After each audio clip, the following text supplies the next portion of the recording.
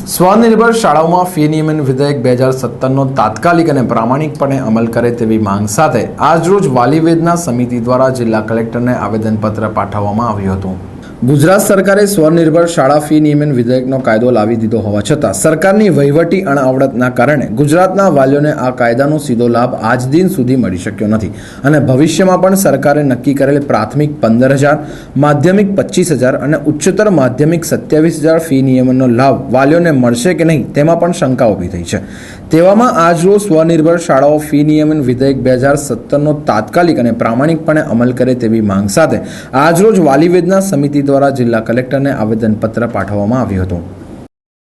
આજે વાલી વેદના સમિતિ તરફથી કલેક્ટર સાહેબને આવેદનપત્ર આપવામાં આવ્યા છે।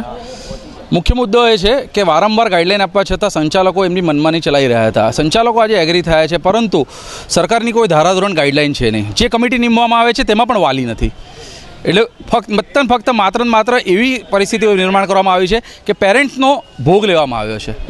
એટલે વસ્તુ એક જ છે કે આજે કલેક્ટરને આવેદનપત્ર આપીને અમે કહેવા માગીએ છીએ કે આ જે નિયમોનું પાલન નહીં કરે એ શાળા અને સરકારને ચેતવણી આપો અને માત્ર વાલીઓના હિતમાં વાત કરો, એ જ અમારી રજૂઆત છે।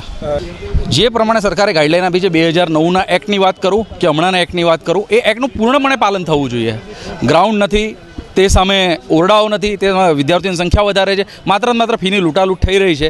તેની સામે અમારો વિરોધ છે। તે માટે કલેક્ટરને અમે રજૂઆત કરવાના છે કે દરેક નિયમોનું પાલન થાય અને દરેક વાલીઓ અને દરેક વિદ્યાર્થીને ન્યાય મળે, એની અમારી રજૂઆત રહેશે।